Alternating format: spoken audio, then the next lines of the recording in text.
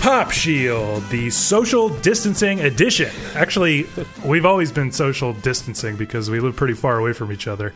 But I wanted to mention, since you're probably just bored at home like we are, why not take a second to leave us a nice review, 5-star review, wherever you listen to your podcast. That would really help us out a lot. Anyway, I'm Gabe, and I'm joined as always by Dan. Hello. And Darren. Hello. So, over the past few years, an obscure, at least outside of their native Japan, dub and dream pop band called Fishmans, who formed in 1987 and called it quits in 1998, has suddenly and inexplicably acquired an obsessive cult following on sites like Rate Your Music and 4chan's Mew board. Before this week, none of us had ever listened to Fishmans, but we've certainly noticed their 1996 magnum opus Long Season climbing up the Rate Your Music charts. It's currently at number 105 overall and will reach number 60, the 60th greatest album of all time, when Rate Your Music implements its new ranking system sometime this year. And we decided it's high time that we check it out. So, we're about to dive deep into the Long Season album itself, but we're also going to spend some time discussing the highly acclaimed live version of the entire album on the band's classic 98-12-28 Otokotachi no Wakare. I'm probably saying that way wrong, which is currently the highest rated live album on Rate Your Music, by the way. And we'll talk about our early experiences getting into Fishmans as well. Now, as I mentioned, none of us have any previous familiarity to go over at the top, but I thought we could go over some of the background info we picked up as we were first approaching Long Season. It seems to me that this album and Fishmans in general have this mysterious kind of aura around them, so I wonder if any of that stuff informed your first listens, and what about their background gives them that aura in the first place? Yeah, I purposely didn't read much into it at first because I wanted to, just experience it fresh. I really didn't know what I was getting into at all. Right. But then, with that live album, I read the Wikipedia, and that's pretty crazy. It was I think it was the bassist was gonna retire, but then the singer died and stuff. And that's a good story. I love a good story. Yeah. What did you make of all that stuff, Darren?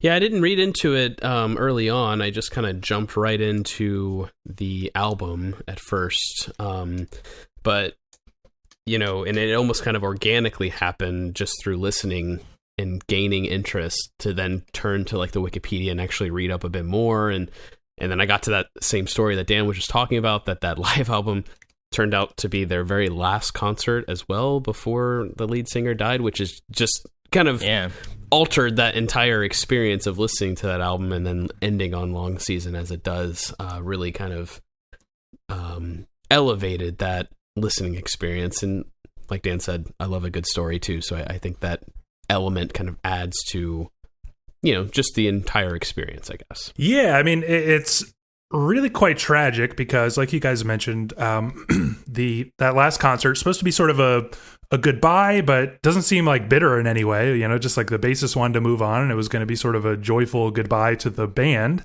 And just 3 months after that final concert, which is documented on this famous live album, lead singer Shinji Sato, I'm sure I'm saying that wrong as well, passed away of congenital heart disease that I guess he sort of dealt with his whole life, but just really sudden and really sad right after this really joyous celebration of their entire career arc. And then I think it was 2007 or a little sometime later, this guy Hanzi, who isn't strictly a band member but seems to have collaborated with them pretty often. He plays violin and stuff here. He passed away as well. So there's this tragedy looming over them, and yet I think what makes it so interesting is that they have a very, we'll get into it obviously, but just a very joyful sound to them, which really, it doesn't clash with this backstory as much as make it sort of a melancholy but happy thing, that's just very unique. I also want to mention that there's just something about, I wonder if you guys agree with me, something about the album cover of Long Season, where it's just these three guys walking on this wooden bridge sort of thing that goes through these trees.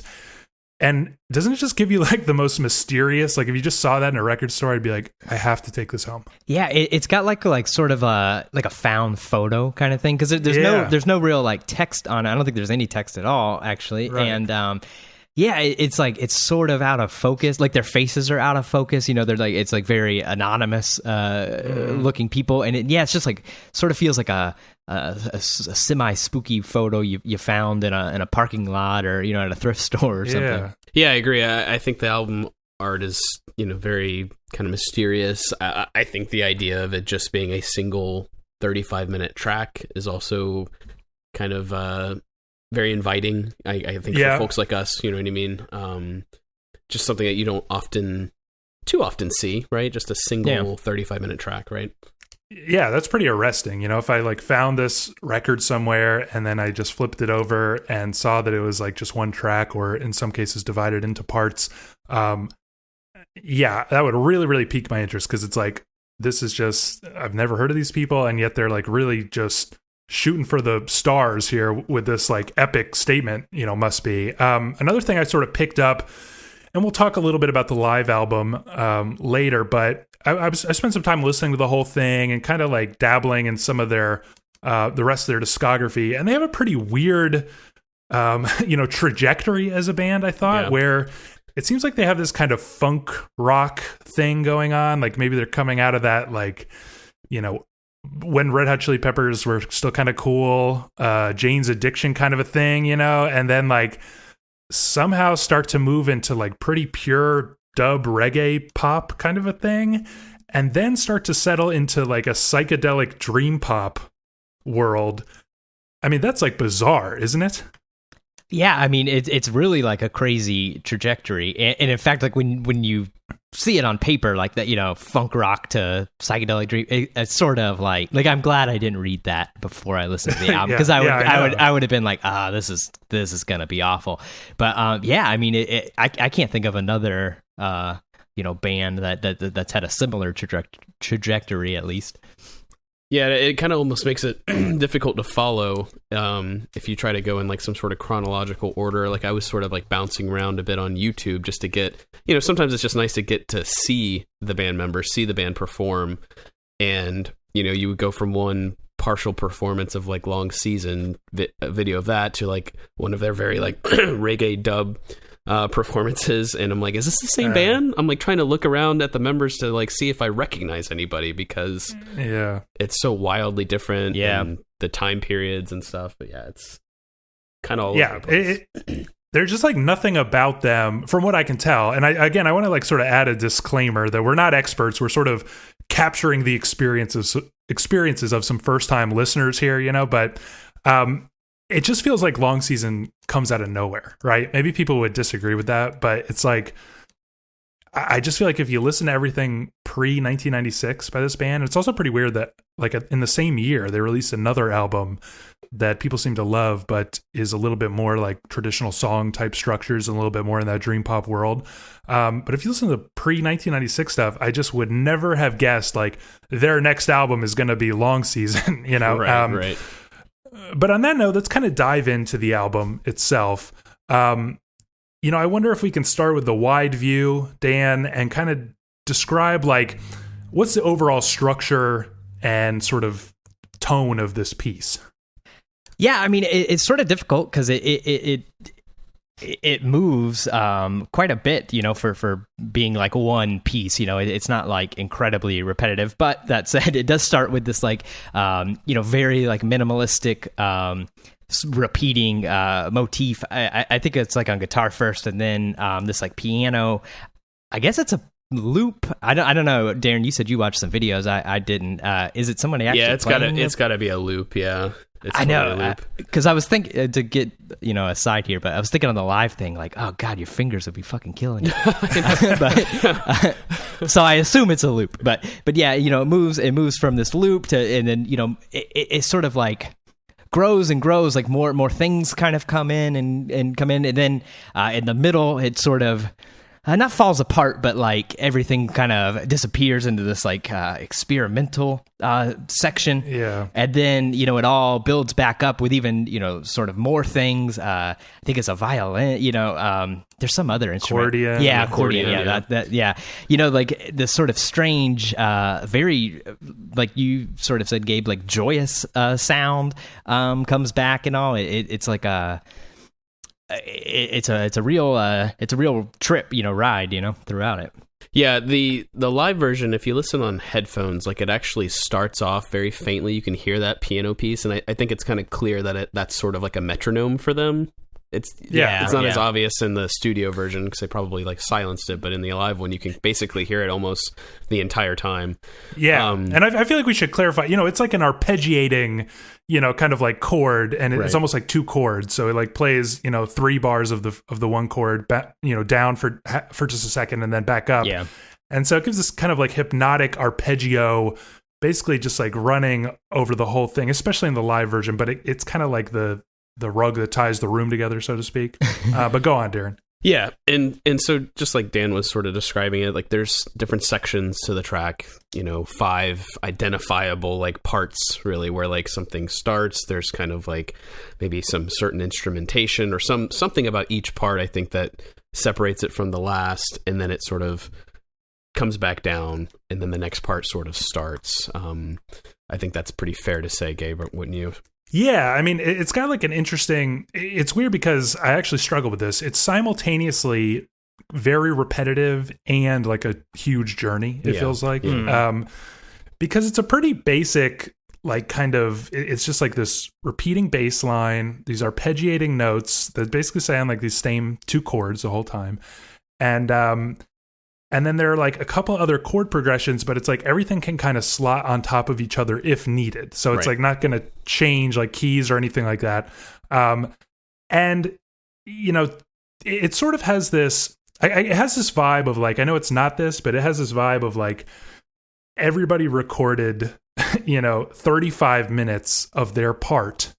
And then you can kind of like just play on the faders and bring them in when you want them, So like, things will kind of slowly disappear. Things will come back in. There's like just basically 2 sort of really identifiable synth lines, like synth type hooks that appear here and there. Things disappear without you really noticing.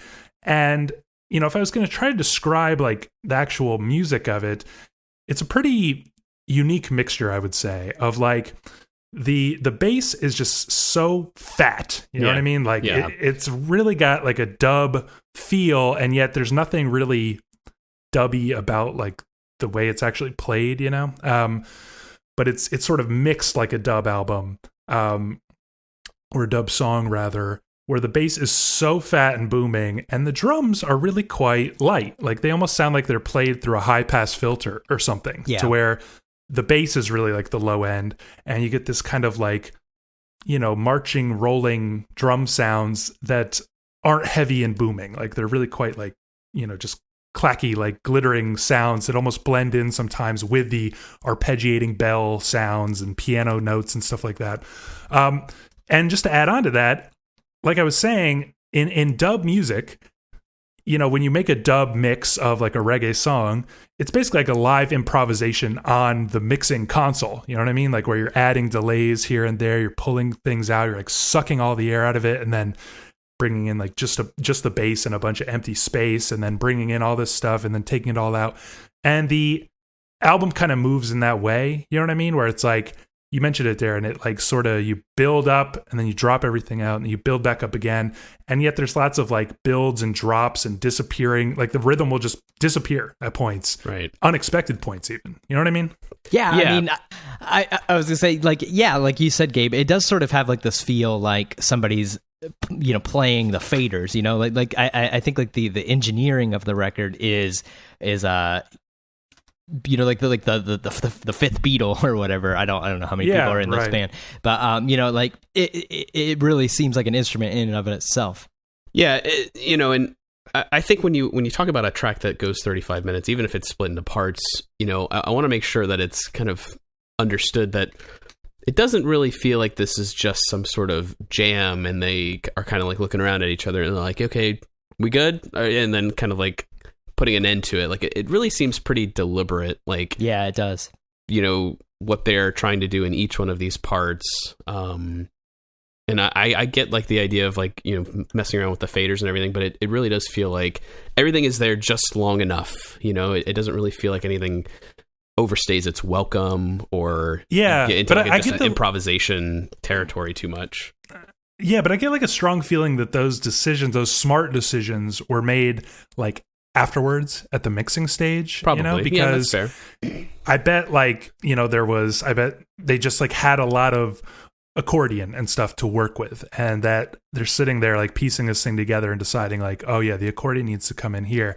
And it's really interesting to me how nothing really like steps on each other too much. You get the sense of it's like building and adding layers and stuff, but it's not like the simple trick of, okay, we've got like these 10 parts, let's make the crescendo just everything playing at the same time. It's kind of like, you'll never hear like the violin and the accordion playing at the same time, basically. Right. No, you'll never hear the two synth lines on top of each other, et cetera, et cetera. It's really like masterful in that way, because when, before I actually listened to the record and stuff, when you see it's a 135-minute, track and stuff, I really did sort of think it was going to be like real jammy and stuff. And it's not. It does seem like very like masterful and like purposeful, what's made the record.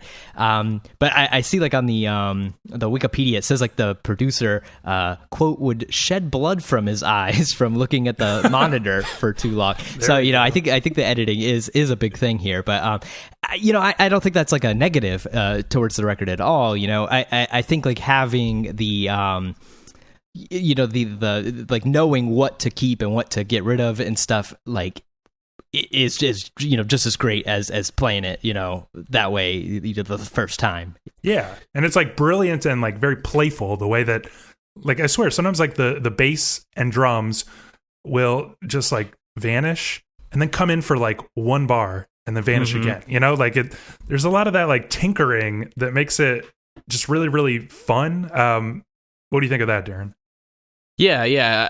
I think we should also mention that like this long season actually started off as just a single song, right? It was called That's Season, true. Yeah. Shorter. So to your point, Gabe, about probably having lots and lots of material to then kind of mess with and cut and splice and everything. I think that sounds pretty accurate, and probably was what happened when they started with the original song, the shorter version, just kind of started expanding it. What can we do here? What can we add here? There's a live video, and for some reason, only like part 4 is available on YouTube. The rest of it's not there. But in part 4, it shows the same person who plays like the violin seems to be playing the accordion as well. So yeah, it's that Hansi person. Yeah. And so you get the vibe when I'm watching the video. You get the vibe. There's tons of people. The stage is huge. There's like people everywhere. Everyone's got like a little part and everything. But they know, like Hansi knows when to like, all right, violin part over. He puts it down. He picks up the accordion. It's not like he just hops in whenever. He hops in at the appropriate moment. Mm-hmm. Yeah, I get the sense that they did a lot of playing in the studio as instrument kind of style, and that they then like rehearsed and learned this piece as they had constructed it, and then they we'll get to the live version more in depth, but they pretty much have it down to a T. It's not like just a free form version of this song. Yeah. It's not like, oh, let's just play and see what happens. It's like very, very constructed by the end. But yeah, I mean, I just want to emphasize that I think that is like a virtue of the record. For sure. Is that it's got that like exploratory playfulness, and that you feel like every decision is very deliberate, even though it was like maybe constructed at the mixing console. I wanted to ask, I think it's important to bring up some kind of influences and like touchstones here in further describing the sound. But, first I want to ask, if you just listen to this, I mean, do you think you could nail like what time period this is even from? No, I really don't think I could. And I think that speaks to why it's like suddenly, got this resurgence, like it to me at least, it seems like it's kind of come out of nowhere that this, 1998 album is just, popular all of a sudden. I think that it like proves that no, it you can't really tell. Yeah, no, not at all. I would not have known that this was in the 90s, 2000s. I wouldn't have been able to guess. I mean, I suppose, you wouldn't go too far back, maybe right. Yeah, of course, 80s and beyond. I don't think we'd go that far, but anywhere between the 90s and literally today, like if this album was like something that came out a couple of years ago, this year, it wouldn't have surprised me. I would not have been like, oh, that's weird. Not at all. Yeah, I don't know if it's been like remastered or anything, but even the like production itself doesn't like sound dated or 90s-ish or anything, I don't think. Yeah, I feel like it does have that kind of like timelessness about it, and I think it helps that everybody's kind of discovering it like well after the time it was recorded. And yet, I did find myself after several listens and kind of really thinking about it, finding those sort of 90s connections. For me, like a really big thing that I'm reminded of constantly is Radiohead, just in the sense of, well, his vocals they have this kind of like whiny but soaring, like beautiful, high register kind of thing a lot of the time.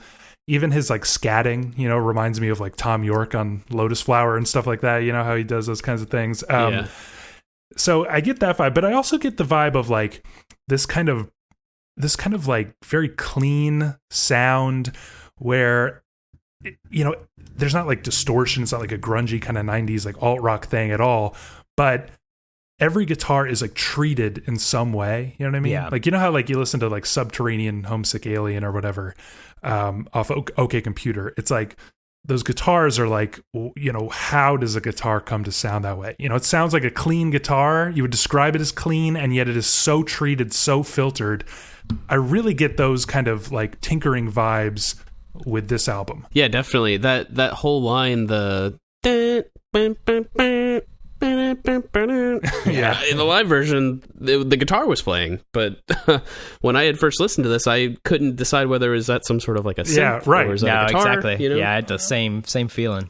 Yeah, a lot of sounds that you can't tell what they are. I also get there's obviously like a big like progressive pop kind of vibe here in the sense of like a huge long composition, and it's interesting to remember that the late 90s, 96 is when this comes out, that post-rock is really blowing up. And I would put this a little bit more in the like Tortoise school of post-rock, with, definitely. It's like, especially, that Millions Now Living album by Tortoise has a lot of those dub influences, krautrock influences, just like sort of repetitive jamming, minimalism.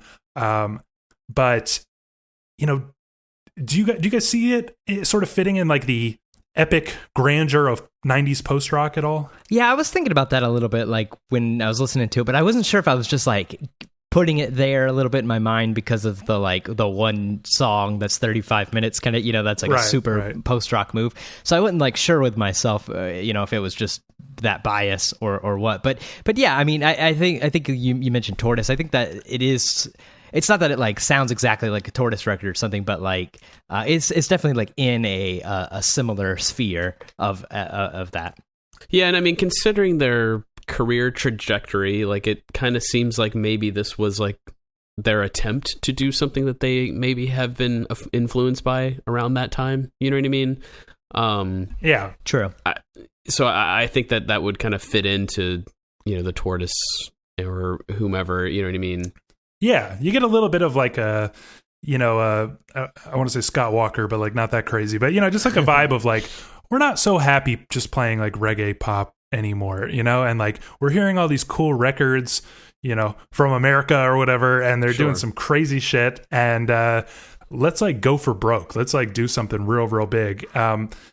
Another thing I jotted down is like early Portishead. I think there's like a strong trip hop element to the beat-like nature of this. I was really struck when I first put it on because I sort of thought it was like a psychedelic rock band, which I guess it technically is. But when I put it on, I was like, this sounds like an electronic record, There is a quality, especially, obviously to the record, but especially at the beginning of the record where I basically can't decide like what is sampled and what is played at all. Like almost everything, because of that treated quality I mentioned and because of the looping repetitive nature of everything, I wonder like, is that a sample? Is that a sample? Like some things are definitely samples, like we mentioned.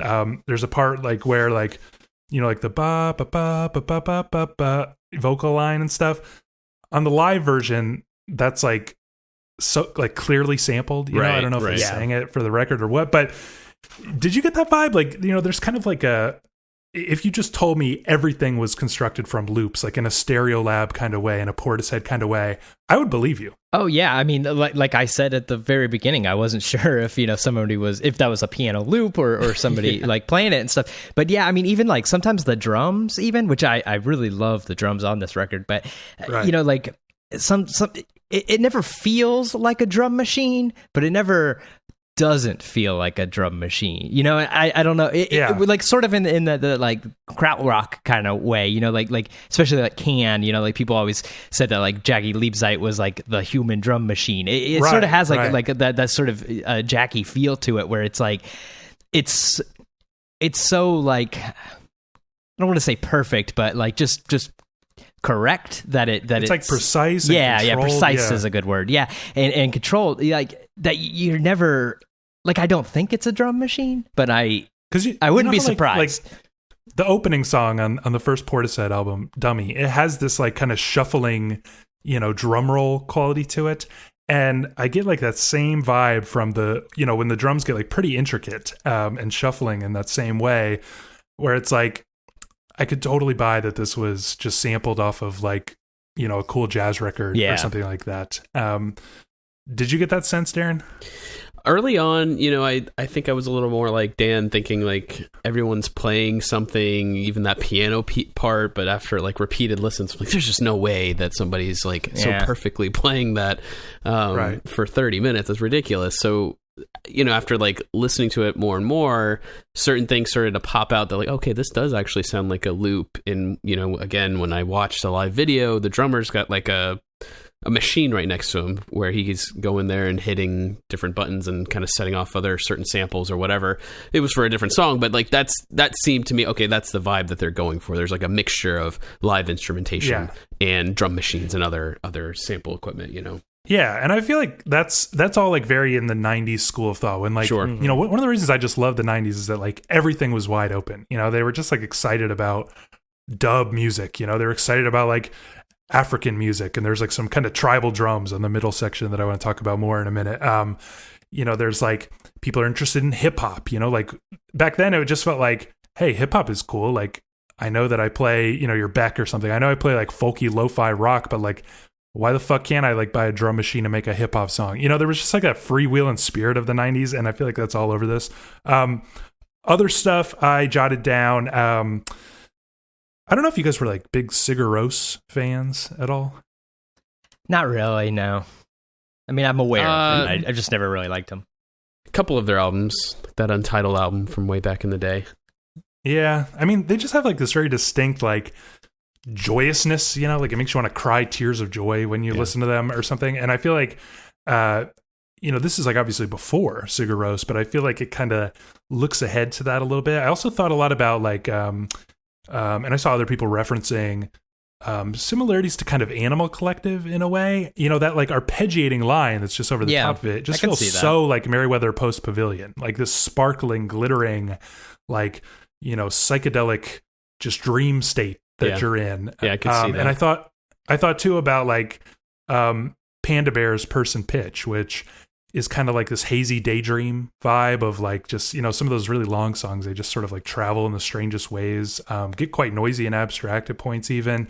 And I thought like, wow, it was so unique that he's basically making pop as if he was a dub producer. But I find now that, like all those years or earlier, Fishmans was doing the same thing. So I just rattled off a bunch of stuff. Was there any like, touchstones that you guys identified, or did you feel like this was really a very unique sounding kind of thing? Yeah, I mean, I think it mostly, I felt pretty unique, I couldn't think of like, oh, this reminds me of this band, like the things I mentioned, like little parts of it, like I said, the Can and right. Tortoise and stuff, but nothing where I was like, this sounds exactly like that, it was just sort of like things that gave me the feelings of other things. Yeah, it's really funny that you mentioned Sigur Rós, Gabe, because I actually I have a Japanese friend of mine who had a while back actually mentioned this album. I just hadn't listened to it at the time. So I went back to him and I was like, hey, how did you find out about Fishmans? And he said that a friend of his that he went to a Jonesy concert with had said, "Hey, you like Jonesy Sigur Rós? Check out this band." So it's kind of funny how that kind of came around. So I don't know. Like I think I agree pretty much all the things that you're sort of listing. I mean, you mentioned Radiohead, you mentioned Sigur Rós, you mentioned Animal Collective and Panda Bear. I mean, I think I agree with all those. What's really odd is like in my listening, I just wasn't really thinking about too many other bands. I kind of feel like this is sort of like a special experience, and part of it may be to do with like, I don't know, when it comes to like a band from a different country, I try to give them like the benefit of the doubt, like that they're sort of like creating their own genres of music or their own take on genres of music over there, and I'm sure that they're influenced obviously by like American bands and stuff, but it's just really cool because like it seems like they add something that is unique to them. Like this sounds very much like a Japanese type of band and their take on, maybe some of the influences that we have just mentioned, but you know what I'm saying? Yeah, I'm actually always fascinated by that because it's like you think about like Fela Kuti is just like making Nigerian James Brown, and it just so happens to be like the craziest, most unique thing. It's like absolutely fucking incredible. But it's really amazing when you hear like Western influences pop up and just radically transformed across the world. I do think there's a cool element to that, and I do think that adds to like the kind of mystique of this album. Is that it sounds a little bit otherworldly. You can identify these things, but you often don't think about them. I did want to kind of follow up on something you just mentioned, which is like this like transportive quality to this album. I mean, we've been describing instrumentation and like influences and stuff, but a lot of people talk about just this kind of like transcendent, like magical quality to this. I mean, how would you guys describe just like that? Do you feel that kind of thing with it, and why does that happen? Yeah, I feel it a little bit. I think because it is like sort of its own thing. It doesn't like seem so of a time or of a place, or it sounds like this band that was also around at that time or even later or earlier. And then I mean, I think the vocals are like the singer, he's got like sort of an odd voice, which honestly took me a little bit to get used to, but and then it being in us being American, like it being in a language I don't understand, like gives it sort of like a mystique around it and all too, Yeah. I want to ask you, Darren, about the lyrics, because I know you did a little extra homework on that. But, do you find this thing kind of like, I mean, I find like I can't put my finger on it. Maybe that's the case for all great albums. But I think those arpeggiating notes, they just sound like, it just sounds like a spiral of, that's just like drawing you in the whole time. I don't know if it's because basically throughout this, I'm surviving this quarantine by just playing Nintendo Switch all the time, and I'm playing the new Zelda for the first time, Breath of the Wild. But I just feel like, damn, like that accordion and those like tinkling notes just reminds me so much of like Zelda music, and it just gives me that like magical, mystical feeling, like I'm being sucked into this like beautiful new world or something. Is that a stretch, Darren? Or are you no, not at all. Like I'm totally there with you. I feel like it's transportive, like it's hypnotic, that piano line, and it's one of those things. And we talk about this when we talk about some of the greatest pieces of music. You don't want it to end. You know what I mean? Like 35 minutes of nonstop listening, and I'm like, put it on repeat. Like, here we go again. Like I want to hear this over and over again. I've been listening to it so much, like I had to force myself to like, all right, let me like just listen to the other tracks on the live album, because I think I'm going to like overkill at this point. And going into the lyrics, so the majority of my listening, I didn't really care to think too much about the lyrics, but just after doing a little more research, reading about it, the subject matter of the song sort of came up, so I got interested in checking out the lyrics. I asked a friend if they would translate them, and they did. And I mean, I'm not going to sit here and read them or anything, but I'll just say that it's about as poetic as I felt like the song already was. You know what I mean? There's this idea of like sort of running around Tokyo looking for this person, looking for another person, and one of the best parts of the song for me especially in the live version, comes towards the tail end of part one. You kind of know where like it sounds like children are sort of singing along, like the la da da da da da da da. He's singing something about like, what is that song that you were singing? What about it do you remember? And it's just like very like abstract questions like that, and it kind of just creates an experience for you when you're listening to it. And I think that's why I can't stop listening to it, because it just feels like a game almost, or a story. Like you want to get to the end, or you want to experience the whole thing in one take. It's definitely the type of thing that you can't just jump in at any point. Like I feel like you have to start from the beginning and experience the whole thing. Yeah, that's pretty interesting, because I like consciously avoided like looking up the lyrics or any information about them, because I just wanted to like maintain that mystery. There's just something like so mysterious about this whole album, and I was like, and that's like kind of a Sigur Rós thing, he like, it's sort of a corny gimmick in retrospect, but he sings like in a made up language, but it adds like this mystical transcendent quality to it.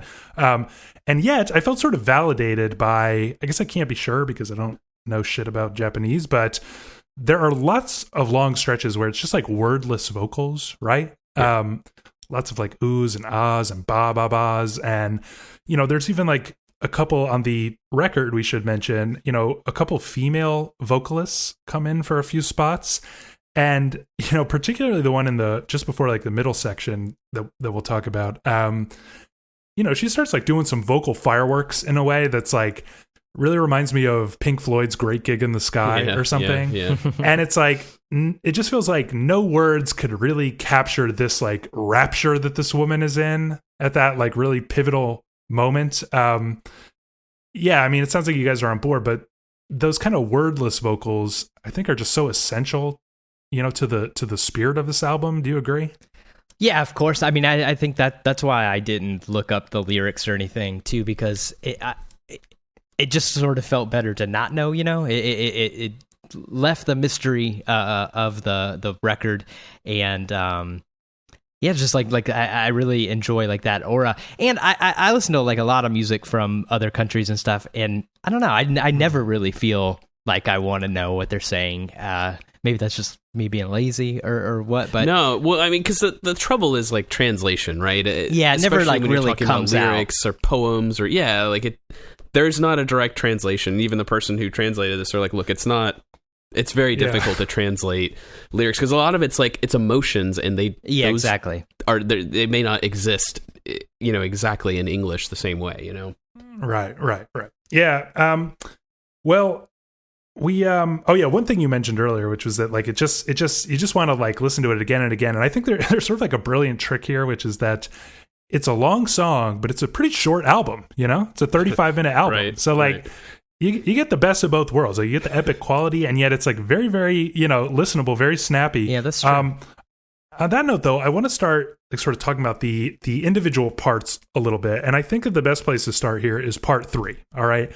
Which is, a lot of people are just so enthusiastically in love with this album, and we're talking about a lot of the reasons why. But part 3 seems to be a hang up for a lot of people, even like pretty big fans otherwise. I wonder, you sort of described it a little bit, Dan, but can you describe part 3 and what makes it challenging? I mean, I think because it becomes like the rest of the record is like very obviously, quote unquote music, like what you would think of as normal music. This part gets into like a real experimental thing. It's pretty ambient. There's like sort of it's hard to even describe like the sounds exactly, but it's sort of like a bubbling sound and everything. Yeah, like water drops. Yeah, something, but not like light like that. It is the most uncomfortable feeling when I was listening to this, and it just sounds like a brick falling into water, somebody picking it up and just dropping it in again, like these loud boom. Yeah, that's what loud. Like makes it sort of hard to describe, because we, normally like when it's not odd to have like an experimental section when you're having like a 35-minute long song, like it's sort of in the rule book a little bit. But like normally, like it would go into like a sort of ambient thing, especially like the water trick. I feel like that's a classic experimental ambient thing, a running river or something. But yeah, it's not like a particularly calming water sound. Like Darren said, I think that's a good description actually. It's like something very heavy being like dropped into water or something. Like yeah, there's that, and then there's like it's a quality of dub music in general where you like add so much reverb that it sounds like watery, and they really amp that kind of shit up in the middle section so that like it's like dropping a brick into water and then adding watery effects to it. It's like very overwhelming. The arpeggio disappears. The like a piano is just playing like basically it's like kind of filling in for the arpeggio, but it's not like running through all the chords, like that, or all the notes like that. It's just like sort of hitting two notes back and forth. So it becomes like a little bit darker and a little bit like much more minimal. You get other, so you think about like this water drop sound is a little odd, but then you also get like laser sounds like pew, pew, pew, pew, pew. Yeah. Again, with lots of delay and reverb. You get like group, so it gets like Willy Wonka tunnel, like a little bit. That's a good description actually. You also get like these bells like that are just ringing like, and it sounds like an alarm clock going off, and it's so loud it like overwhelms even the water drops. So like you mentioned, not comforting at all. And then the drums like start, just rolling like wild drum solo type shit. That become increasingly lo-fi to where it just becomes like distorted, like what do you make of all this this part? Do you like this part, Darren? It's a little difficult. It was much more difficult I think at first getting through it because as I mentioned, the uncomfortable water dropping sound, but the more I listened to it, it kind of just became a part of the overall experience. You know what I mean? Like it just never felt like it was too I didn't think it was awful or anything. Like I know that like things will pick back up for parts 4 and 5. And actually the live version I think is actually really, really gorgeous the way this portion is handled. You've got the piano kind of still going in the background, but then it sort of ties like shimmers, you know what I mean, into this whatever type of effect that just slowly builds up. It's a lot less discomforting. The water drop is still happening on the live version, but it's not as loud, you know what I mean? So and it gets totally buried because I think and we could just talk about it now, but part 3 is like the biggest change I think between the two versions. And the live version, it's like they really kind of fix whatever problem you could perceive with the record version. It basically gets like where it gets to the point where these like sounds and stuff are running, but it's clear that everybody is just playing with the effects on them, Right. And that those ringing bells start to like they just overwhelm the whole thing and they just become constant. But the like reverb and the filters and stuff are getting played with to where it becomes more of like an ambient wash. And then you never lose those arpeggiating notes, right, even though they're getting tinkered with as well. It really becomes like very much like Oval's album Do While, or 94 Discount, but the song Do While, like a very beautiful, like almost glitchy ambient track. Did you find that was like markedly improved on the live version, Dan? I don't know. Or maybe you're into the abstract noisiness. I liked it. I mean, I'm sure it doesn't come as a surprise. I like weird experimental music, so I enjoyed like that section on the studio record. I felt like it's sort of like a nice little break. Like if the song just continued the way it continues for 35 minutes, I think like it could possibly get stale or anything, but taking this like little detour, like I said, it's sort of like almost expected in like this sort of one song album thing, and it's not like it's overly long or anything. Like that section's 6.5 minutes. So it's not like we're doing this for 20 minutes or something weird. It's like sort of just like a short little aside. And so I liked it. I mean, on the live version, I enjoyed it just as much, I think. Yeah, it's really quite interesting because I think on the record it is more of like a detour or an excursion, and on the live version it's more of like, just the song like getting overwhelmed with like ambient drone and like bright lights and stuff. So cool in different ways, but I wondered if you would dig this, Dan, because it does kind of remind me of like Steve Reich, like phasing experiments a little bit at points. Mm-hmm. It feels like a little bit tied to that world of like Japanese noise rock, like with Boredoms or, these like Tokyo flashback, compilations that have been coming out lately and been really cool. What's that one band you like? The jam band starts with A. It'll come to me later. Acid Mother's Temple. Oh, yeah. Mm-hmm. Yeah, it does remind me of that. Yeah, it enters into that world, and you kind of need to like enter that new world to then emerge on the other side. On that note, what I find it kind of difficult, honestly, to divide the parts, like the other parts. 1, 2, 4, and 5. Mm-hmm. It's almost got this like magical quality again, where maybe if I had taken notes the first time I listened to it, I would have been able to like get an accurate picture. But I've listened to it so much, and because of its like repetitive quality, when like new melodies come in, I cannot remember if it's the first time I'm hearing it this time. You know what I mean? And that's almost like a cool quality of the record. But did you also struggle with that, like dividing those parts up, Darren? Yeah, I tried to make some notes, so I wrote down for part 1, I'm like, all right, children singing, like that is part of part 1, okay? Part 2, I actually felt like I struggled with because it's sort of, it kind of repeats elements of part 1. Part 2 is repeating parts of elements of part 1. And then for part 3, I was like, okay, drum solo, like I get it. Like that's, when I start hearing the wild drumming, that's part 3. Part 4 is like where you hear the ba ba ba ba ba ba ba, that part.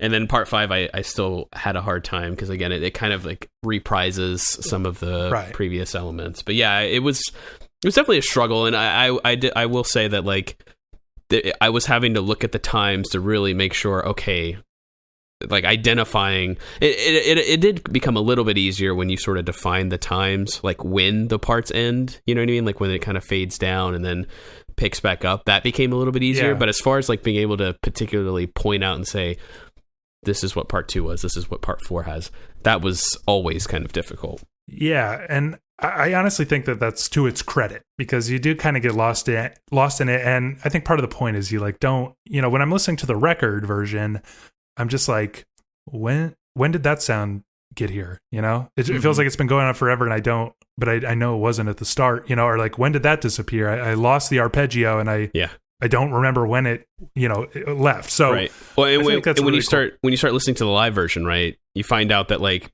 part of their objective with the live version of Long Season was to always play it slightly different. So even though we're really only listening to 2 tracks, there were parts of like the live one I would listen to a lot, and then I'm like, where's that in the studio? It's not even there. You know what I mean? Right. But then it's easy to forget which belongs where. Exactly. But I mean, otherwise, just in general, Dan, maybe aside from part 3, or maybe part 3 is your answer, but like, were there sort of highlight moments, highlight melodies for you on this record? I mean, I think like you guys both sort of said, it's so hard to delineate like from all the parts except for 3. And I think that speaks like to the hypnotic quality and the like replayability of it, because I think it's a record that you do want to listen to over and over, because like you said, because then it's like you don't know when is that the first time I heard that, is that has this been going on the whole time, and that's like such a great thing about this record. But I mean I really love that like arpeggio piano loop thing. It just like really reminds me of like Steve Reich and Philip Glass and stuff, like the Minimalists. That like I love the drumming on like the entire record, especially in like part 3 when it becomes like that weird lo-fi mess and stuff. It's like just such a cool trick. But I mean, really, just there's not really a part of the record I don't like, to be honest. Yeah, I mean, it's interesting because it's like I would say like the accordion is one of my favorite parts, and yet, you know, because it's like when it comes in, I'm like so delighted by it. It's like so I don't know, just something very moving about it. But then it's like also I feel kind of the same way when the violin comes in, you know, and you know, and when like that main like punchy kind of like synth line, or that like it almost sounds like a sampled organ or something. Were there highlight moments for you, Darren? So many. You know, and I'll just say it up front, like I love the live version more, right? And in that live version, that moment in part 1 where like it sounds like children are singing, it's like louder, much louder in this live version, like much more pronounced, and I just love it. Like I wish they would have come back to it in like a couple of the other parts, because it's just so catchy. It's like such a great moment.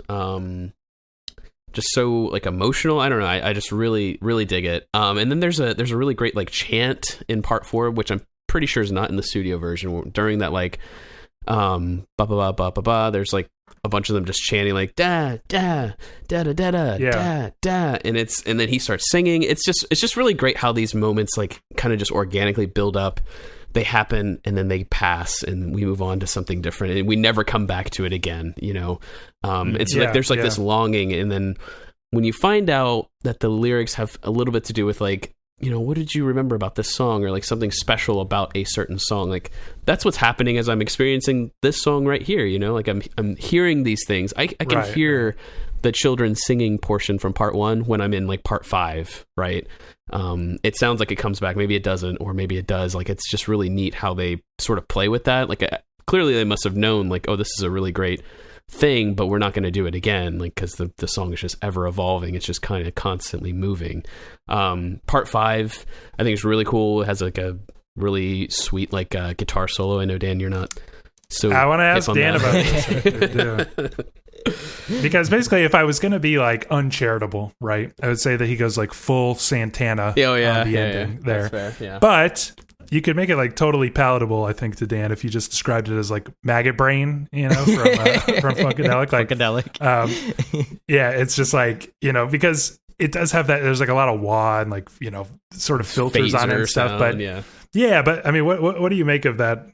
Like, I mean, does it give it like a crescendo thing, or are you just like, oh shit, why are they ruining this with a solo? Like, you remember that what's that Manuel Gotching album? E2, yeah. E4? Oh yeah. It's like so amazing, and then he's like, let's rip a solo. Did you feel that way, Dan? No.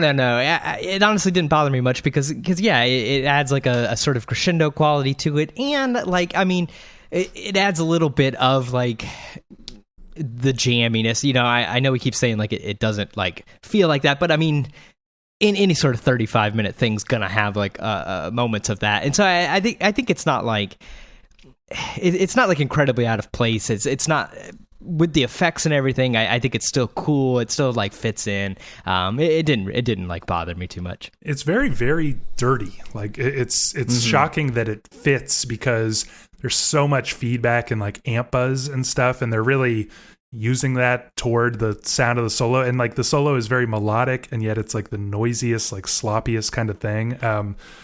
Interesting that works. I'll just say. Another thing I wanted to highlight real quick is like the part 4, I think, as it's sort of coming into existence, because it almost like comes to a complete stop. You get these kind of like reversed rhythmic sounds.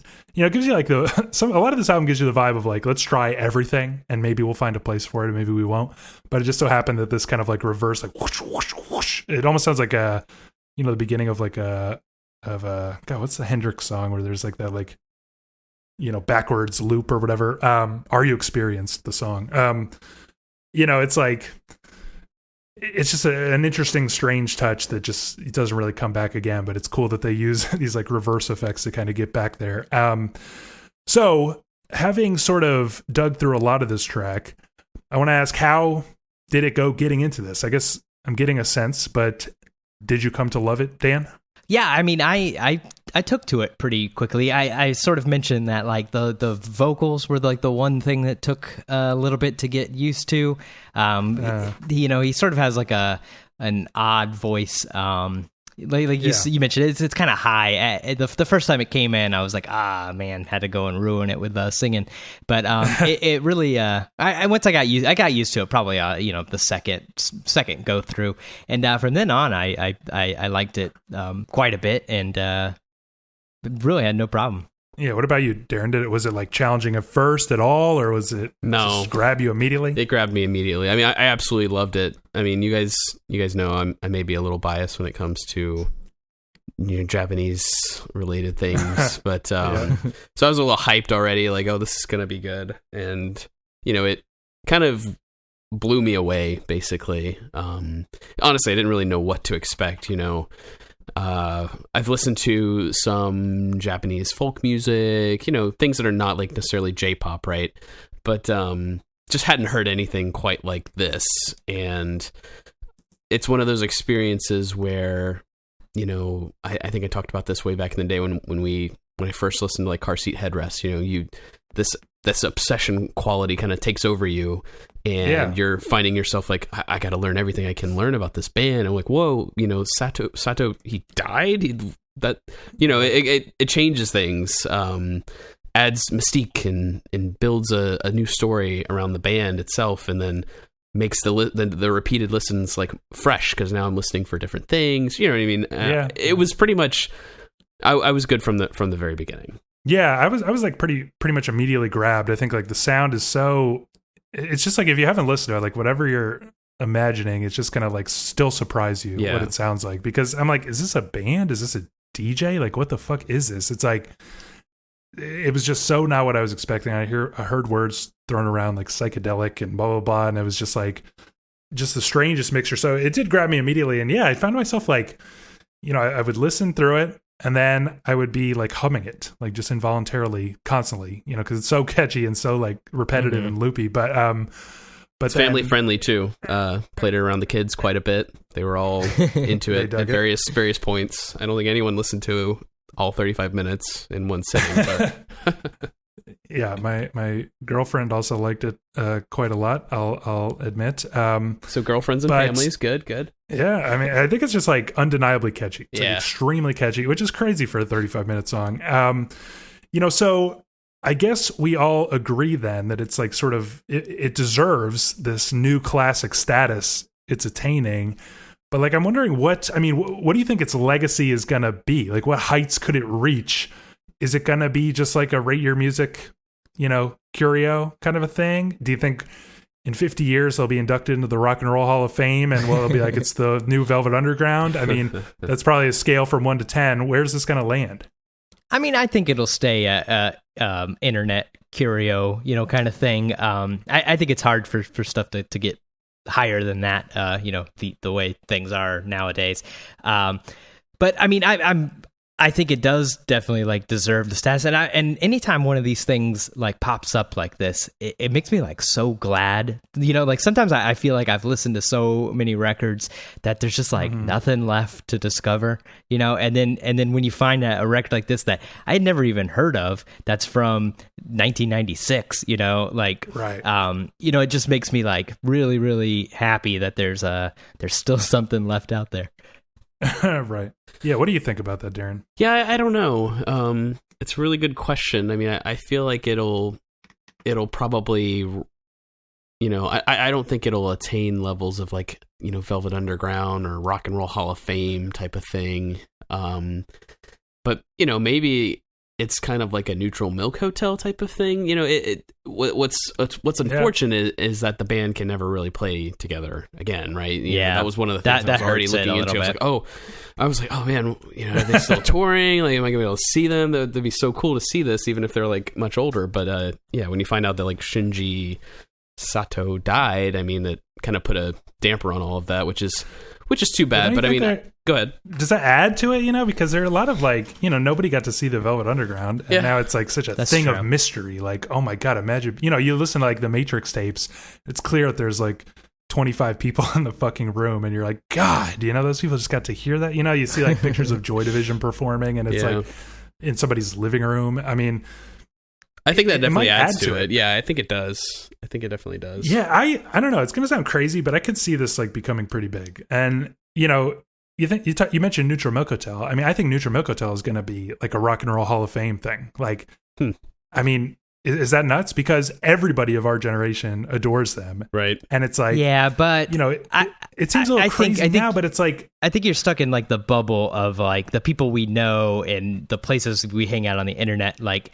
all know about Neutral Milk Hotel. I don't think like, but we're gonna be the new boomers one day. We're gonna run. no, that's not what I mean. I don't mean people Hall of Fame. I don't mean people our age. I don't mean people our age. No, but that's what I mean is like nobody listened to like the Velvet Underground, right? Except for a select few, and then all those people became like the rock like legacy acts, and they all love Velvet Underground. Nobody listened at all to Nick Drake.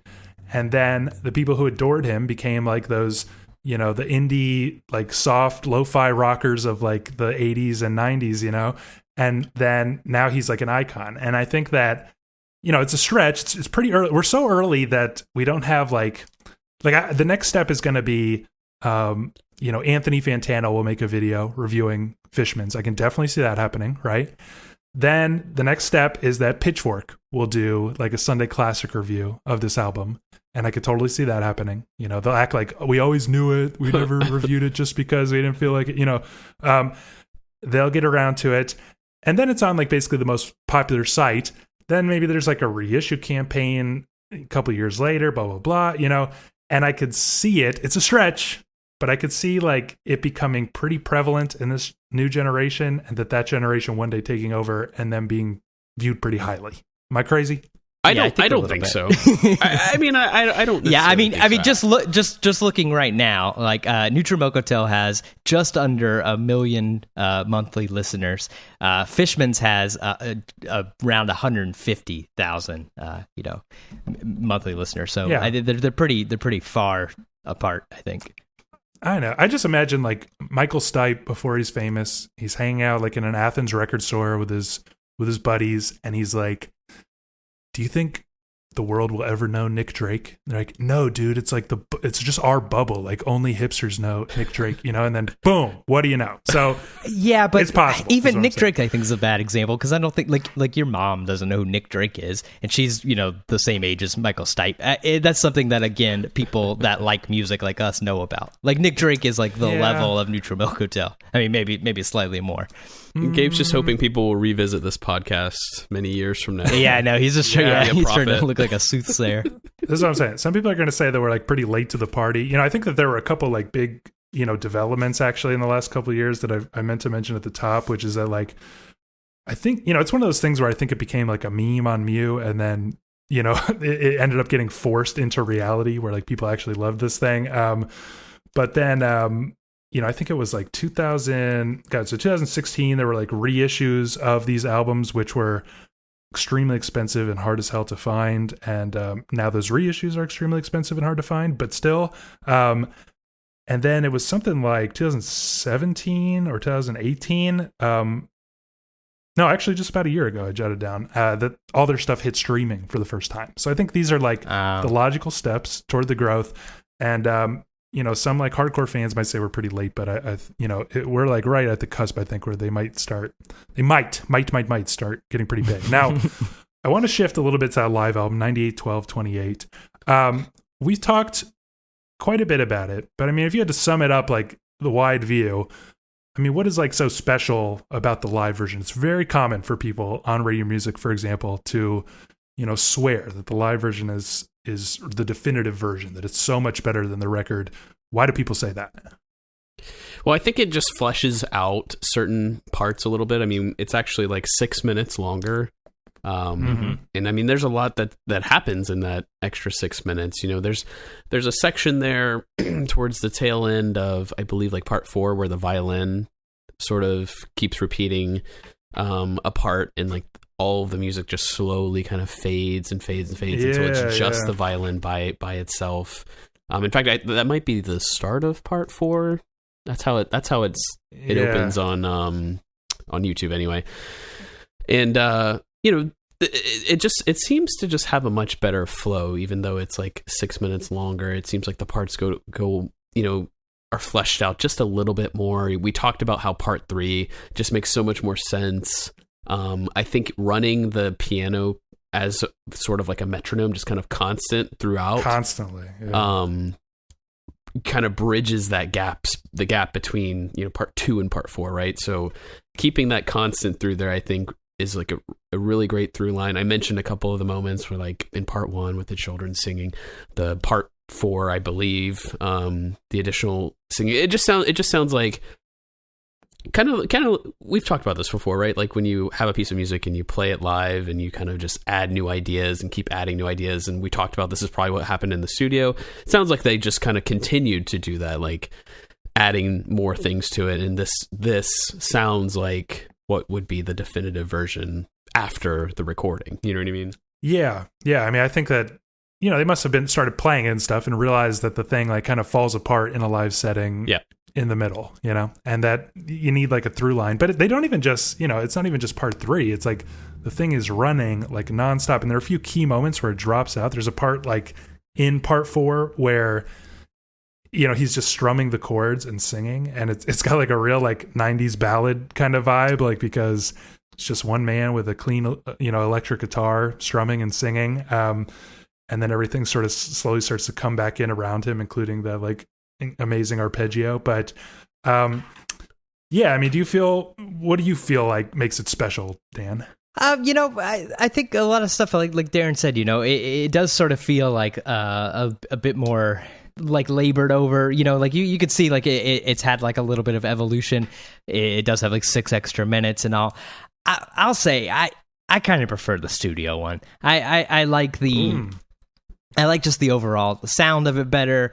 I really, on the live one, the like, and Darren, you said you liked this, so sorry, but when they start that little chant, the like, duh, long season, you know, whatever, like, the hit was a little corny for me. I really could do without that portion. So I think I honestly really preferred the studio version. Interesting. I mean, there are a lot of merits to that, I think, because the studio has like this kind of warm, clean, like timelessness to it, where it just sounds like, you know, like I said, it sounds like it could be sampled, it could be like real, whatever. There's like a controlled like quality to it. There's even like a vinyl crackle to some of the samples that they're using and stuff that like gives the whole thing kind of this like weird timelessness. And I think that's a big difference here on the live version, which is it sounds like quite a muscular band, you know, playing. You don't get to run the drums through the high pass filter that make them so light and controlled. You know, in contrast to the booming bass, it's like both the drums and the bass are quite booming. And yet it adds like a real urgency to the sound. You know, if like you know, I guess it sounds corny, but you know, the studio version just makes me feel like I'm like spinning in some spiral or something, you know, getting like just, I don't know, whatever. This one is more like a rush, like I'm like moving somewhere. It's taking me somewhere really fast. And you know, in the studio, you've got to kind of like, they'll slowly bring the rhythm section down. It'll disappear. It'll like slowly arrive again. Here, there's much more of like a start stop thing. You know what I mean? Where it like crashes in and it gives it like this sort of propulsiveness that, I don't know, it gives a lot of energy that I think I can imagine people gravitating toward, even though maybe I also do prefer kind of like the gentle glitteriness of the studio. You agree with any of that as far as the rhythm section, Darren? Yeah, and I think that's what sort of makes it feel like a journey a bit more in the live version, because it does feel like you're moving, you know what I mean? And there's like this sense of like longing in his voice, you know, like on some sort of search or on some sort of journey. And I think it just comes through so much clearer, I feel like, in the live version.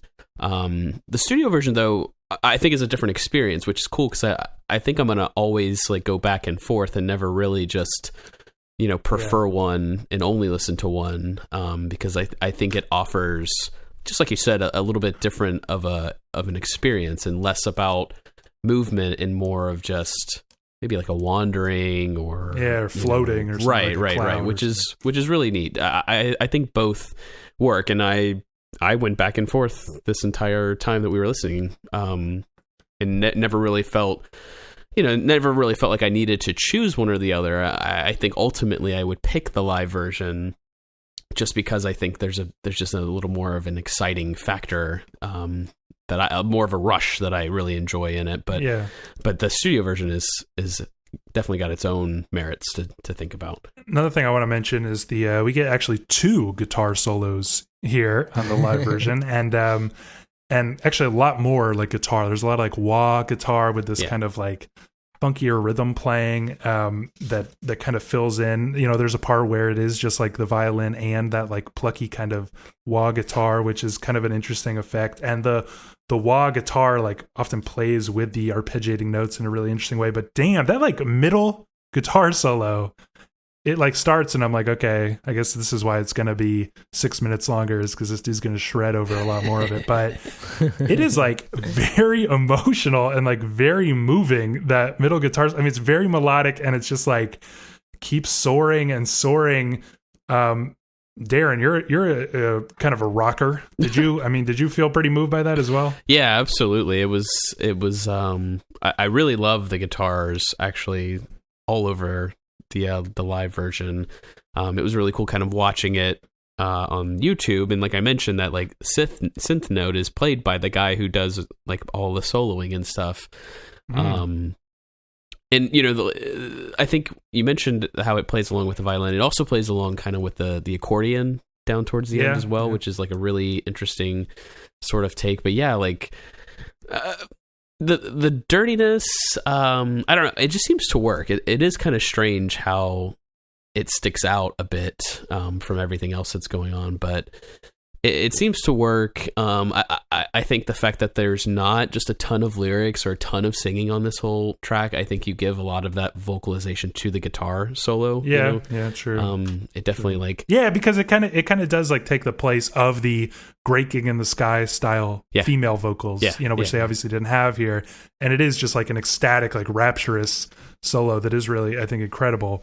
I wanted to mention as well that we touched on it, I guess, but there is just like, I don't know, there's something like very sad about, like they're basically saying goodbye to the bassist or whatever, and they sound happy and at peace with it or whatever, but they like don't realize that they're saying goodbye to the singer as well. And it's just like, it just is like the way that this thing ends, like on this big crescendo, when you add that context to it, it's just like, I don't know. Does it make you feel heartbroken even though the song is like so joyous?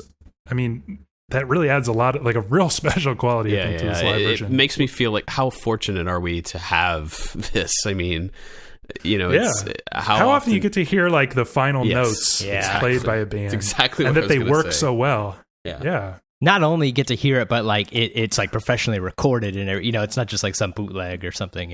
I know, and it sounds like they're in their prime. Like at the height of their powers.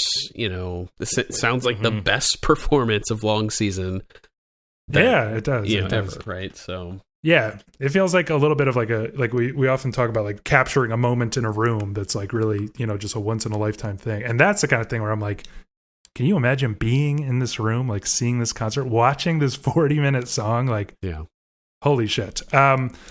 So did you guys dabble at all in the rest of the live album? What did you make of that? I was like, I'll admit, initially like very turned off by the extremely reggae songs on there, and just shocked, because it's like I was listening to Long Season like over and over again before I started branching out in that way, and it was like, it's got such a like, where does this come from kind of quality. Like, I've never heard anything quite like this. And then to be able to identify the roots of it, like in the sense of, oh, that's where the funky guitar comes from. Oh, that's where the reggae, the dubby bass line comes from. Like, startling for sure. I mean, but what did you make of the rest of the live album? Yeah, I mean, I struggled with it a little bit, honestly. I was kind of disappointed, like, because I like you, I listened to Long Season, the album, like a bunch, and then I was like, oh, I kind of got excited because I saw it was like 2 hours and whatever, and I was like, oh, man, 2 hours of this is going to be great, but then it's just like reggae rock for the first half of it or whatever,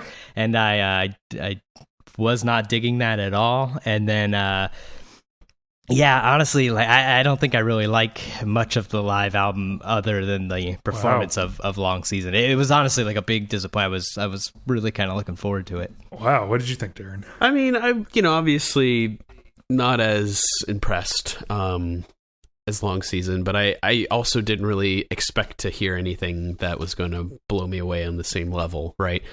I think it was interesting to hear the band, sound, I guess, kind of go through some of their other areas of music that they've sort of covered. There's a lot more singing, obviously. There's a really long track called In the Air, a little bit later on, which I thought was pretty cool. It has a little bit of that vibe. I mean, there's bits and pieces. I don't think that it's...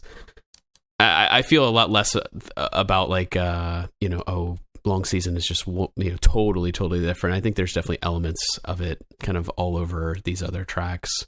But yeah, I mean, I thought they were fine. I listened to it, several times and enjoyed it. We'll continue to listen to it. But, obviously Long Season is kind of just a totally different, it's in a league of its own, right? Yeah. I mean, I guess I felt like when it comes to the Long Season performance, something I forgot to mention is that because it is quite guitar based, more so than the record, and you get these like, you get these kind of like jangly rhythm guitars and these leads and stuff, like it roots it much more in the 90s than, in the kind of like the 90s alternative rock vibe, like than the record does, which sounds like totally just where did this come from?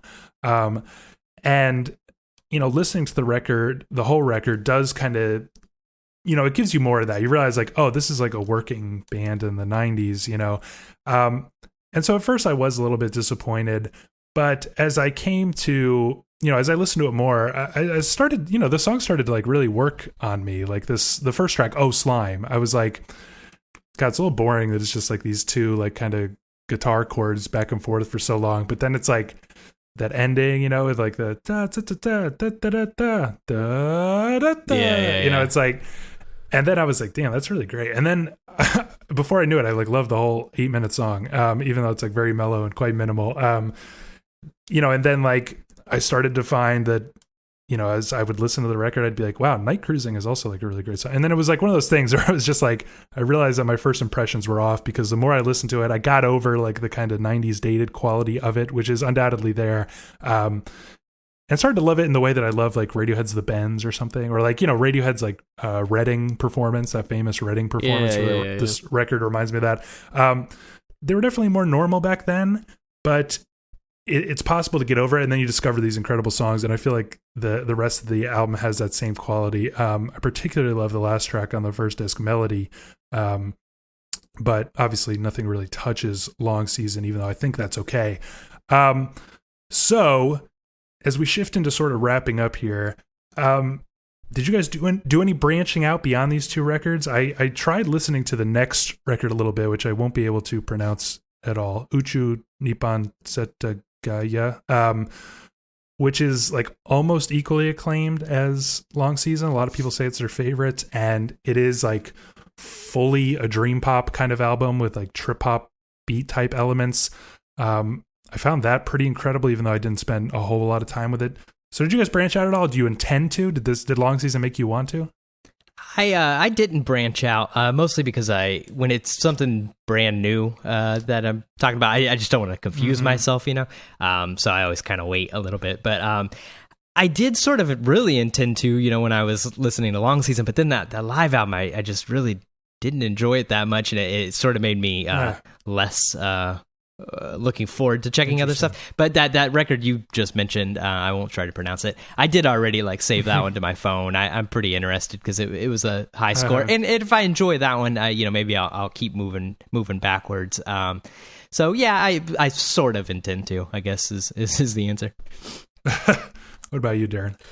No, I didn't actually branch out because I think that the live album was a good sampling, and I kind of just wanted to focus on that, and then just that instant classic status of Long Season kind of just had me coming back for more. There really wasn't much room for me to listen to literally anything else. I mean, I've just been on repeat nonstop because I love it so much. And I kind of want to get to the point where I've had my obsession with it, and then I am definitely looking forward to checking out some of their other records as well. Yeah, I mean, I think I'm definitely going to branch out more. I definitely want to spend some like serious time with the other 1996 album, because it's just hard to fathom that they dropped apparently another classic in the same year, although a very different approach. So one question I had as I'm continuing, I want to start trying to explain like why this cult following, why now, and you mentioned, Dan, that it seems pretty random, but one thought I had is that this is definitely like kind of indie rock, and we are in like the lowest state of indie rock possible. It is like nothing is lamer, nothing is like more boring and more old sounding. But I had the kind of experience where as I was listening to this, I was thinking like, wow, this is kind of making like indie rock exciting to me again, like for the first time in a long time, like almost 10 years now. Did you guys get that feeling at all? Do you think that explains the sudden reason? Like when we need it most, there are no interesting indie rock bands at all. Discovering this is kind of like, damn, this is what I've been waiting for. I mean, I don't think it makes indie rock exciting again because they would have to be like new, but I think it's like what I said a little bit ago. It's nice to find that like we all missed out on something that was exciting and good and everything, especially in a genre that has become like so stale, to find like something that, that's 20 whatever years old and like still has like a fresh idea in this stale genre, I think is exciting, but I don't think it like makes the genre exciting by finding a 20 whatever year old record.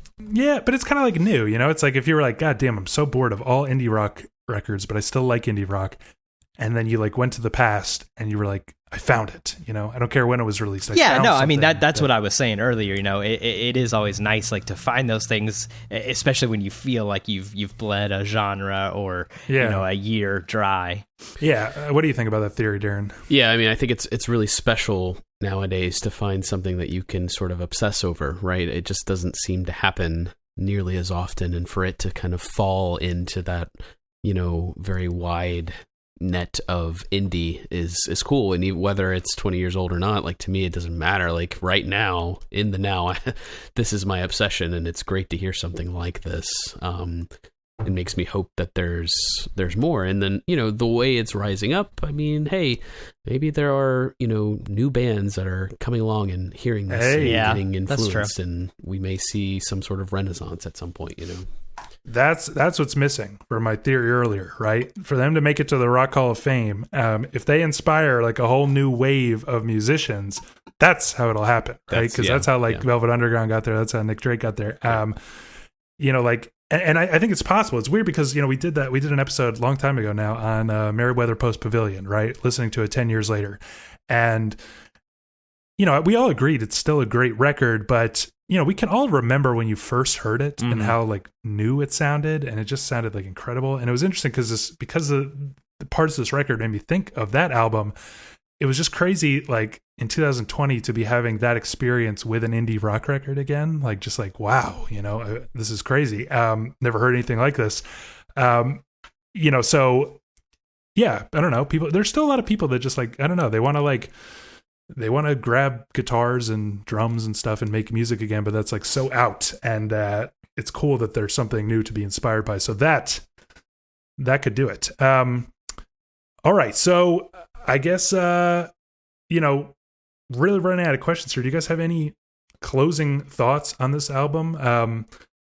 One thing I was wondering is like, it does seem like people have that cultish obsessiveness with this thing, which again, that might help. That might help them get to the Rock Hall. I'm going to start the campaign to go. Yeah, go for it. Start it now. You need to start it now. Yeah. But yeah, I mean, maybe closing thoughts, but also kind of like, do you feel that itch at all? Can you explain what about them? We started talking about sort of the mystery around them, but what about them is like making people so obsessive? I think that mystery, anytime there's a good story, especially like when a singer, an artist, whatever, like, dies before their time, kind of thing, especially like before being like really, recognized or famous or anything. That I think that always inspires like the cultishness, I mean, even, like Jim Morrison and stuff, it's like that kind of thing just really, when the like person behind it's gone, it's like hard to get any story from it, and I think that like lends itself to obsessiveness. Yeah, I think the difference is though is that he doesn't seem to come from like a period of darkness or anything like that. So like no. I didn't really read his death and then think, okay, now how do I reinterpret Long Season based on that? But it definitely adds to the mystery, because you just don't know what would have come afterwards, all that kind of stuff. But I guess as far as like final thoughts, like I really love this record. Like it's become an instant favorite. It's really cool to discover something like this. I think that pretty much anybody who listens to music with any level of like, serious listening, I guess, would find something to enjoy here. For those of us who have obviously been listening to a lot of music for a long time, this is like a great find, right? And it's definitely cool to kind of come to it, even though it's already building up steam, to come to it like before the pitchforks and Fantano and all that kind of like jumping on board and stuff. Like I totally see it, Gabe. I think that's probably what will happen. But for anybody who's listening, this is definitely something to check out and kind of dive into and get obsessed with. Yeah, I think I can simply agree. All right. Well, I think that's enough for today. What do you think? We'd love to read your thoughts on the air. You can email us popshieldpod@gmail.com. And once again, next episode, not sure. We'll post it on Instagram, Twitter, all that crap, though.